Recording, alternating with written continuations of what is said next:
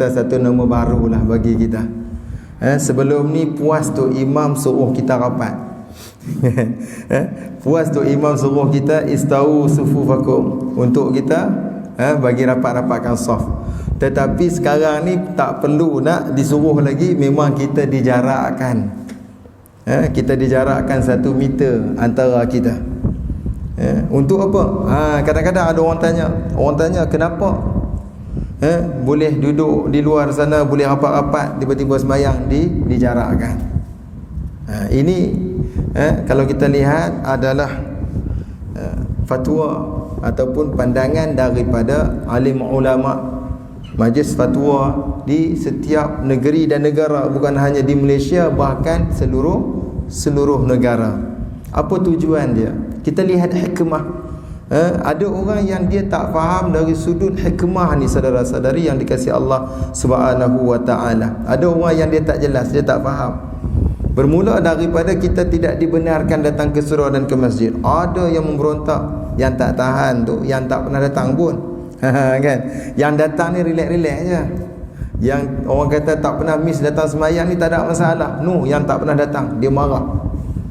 Dan kalau kita lihat, saudara yang dikasihi Allah Subhanahu wa taala, kalau kita lihat ada juga yang mana dia duk kelang kabut dengan solat Jumaat, sedangkan solat 5 waktu tu dia tak ambil perhatian.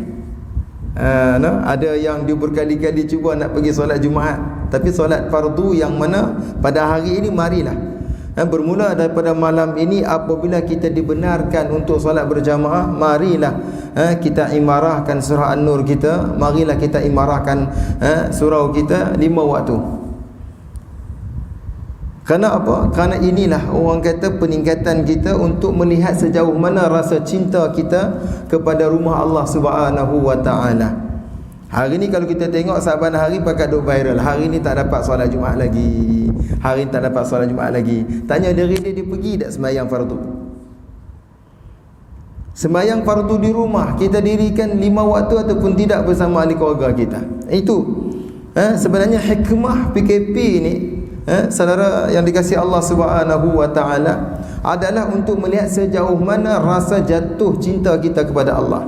Allah uji kita dengan COVID-19 ni. Allah nak tengok kita ni sama ada hati kita ni dekat dengan Allah ataupun tidak. Tapi alhamdulillah, bila dibenarkan datang ke surau, kita lihat ada peningkatan, dan kita mengharapkan saudara yang dikasihi Allah Subhanahu wa taala, kita kena istiqamah.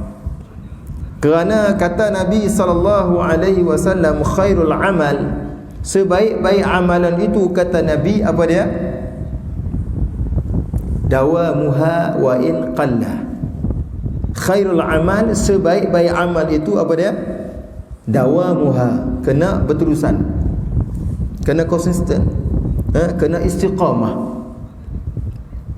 Bukan kira nak kelang kabut, nak pergi sembahyang Jumaat ramai-ramai, lepas tu yang lain dia tak nak istiqamah. Sebab tu bila kita diberi peluang untuk imarahkan surau dan masjid, marilah kita imarahkan. Dan kalau kita lihat pada hari ini berlaku satu benda yang baru bagi kita. Sebelum ni tak pernah dicatat nama kita. Kan, nama kita tak pernah dicatat. Cuba bayangkan, itulah keadaan hari-hari kita sebelum ni sebenarnya. Cuma kita tak nampak. Kita tak nampak. Yang mana segala amalan kita ini dicatat oleh malaikat.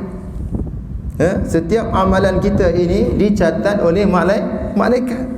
Dan hari ini bukan hanya malaikat saja yang mencatat kedatangan kita, kehadiran kita, bahkan kita kena catat, kena scan QR. Kita kena scan lagi, kita kena masuk lagi. Masya-Allah. Kita kena masuk kita punya data. Masuk ni sampai ke MySejahtera. Kan, ada yang secara manual, ada secara orang kata atas talian. Maknanya kalau kita lihat, sebenarnya itulah kerja malaikat. Yang mana kita sejak daripada awal kita ditaklifkan.